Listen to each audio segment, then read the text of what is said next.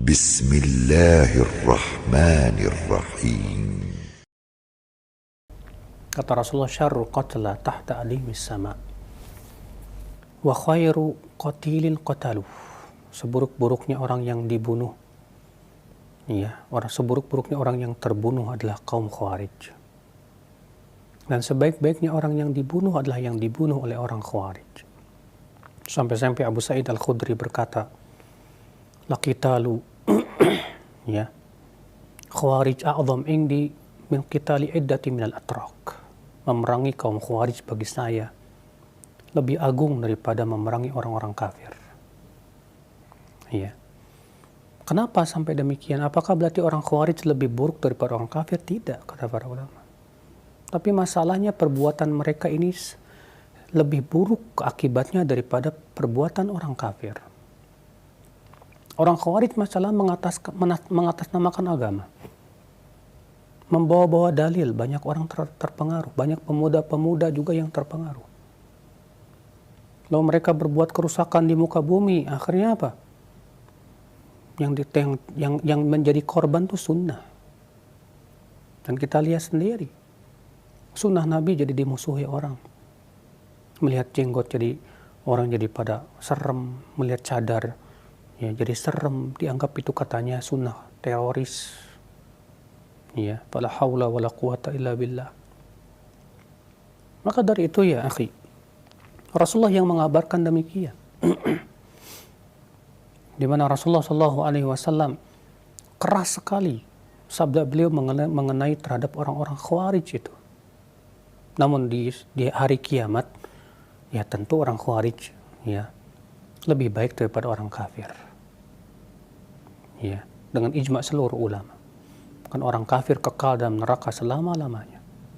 Tapi kenapa Rasulullah sangat keras terhadap orang Khawarij? Karena pengaruh mereka terhadap umat Islam lebih buruk. Karena mereka sangat merusak dengan pemikirannya. Mereka mengkafirkan kaum muslimin dan menghalalkan darah kaum muslimin. Mereka memerangi yang mereka perangi umat Islam sendiri. Sebagaimana Rasulullah bersabda, yaqtuluna ahlal Islam wa yada'una ahlal awthan. Mereka membunuhi kaum muslimin dan membiarkan orang-orang kafir. Dan kita lihat itu sendiri, bagaimana mereka akhul Islam azan ya Allah, menghalalkan darah kaum muslimin. Maka dari itu akhi, di sini walaupun untuk menghukumi seseorang sebagai Khawarij pun juga kita pun juga berhati-hati. Karena tidak setiap ada orang yang ada padanya pemikiran Khawarij langsung kita tuduh dia Khawarij.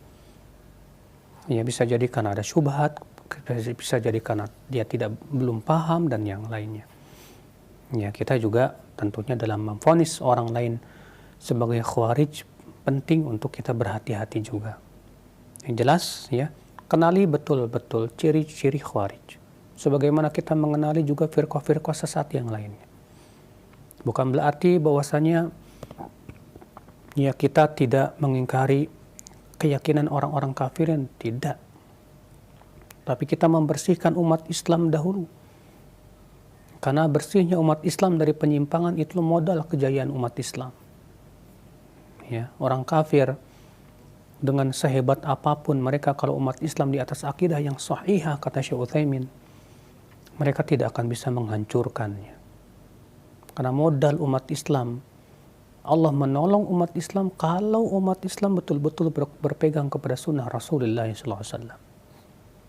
Dan kehancuran umat Islam adalah ketika kaum muslimin tidak mau berpegang kepada sunnah Rasulullah SAW. Lihat saja di perang Uhud. Bagaimana kekalahan kaum muslimin? Karena apa? Karena sebagian kaum muslimin, yaitu pasukan pemanah, tidak mau menaati Rasul. Mereka tidak berbuat syirik, tidak. Mereka tidak menaati perintah Rasul supaya jangan turun, menang maupun kalah. Tapi mereka turun, akhirnya kalahlah kaum muslimin. Sehingga Allah abadikan itu dalam Al-Quran, dalam surat Al-Imran dalam 18 ayat, sekitar 18 ayat Allah yang menyebutkan tentang kisah itu. Bayangkan, akhi.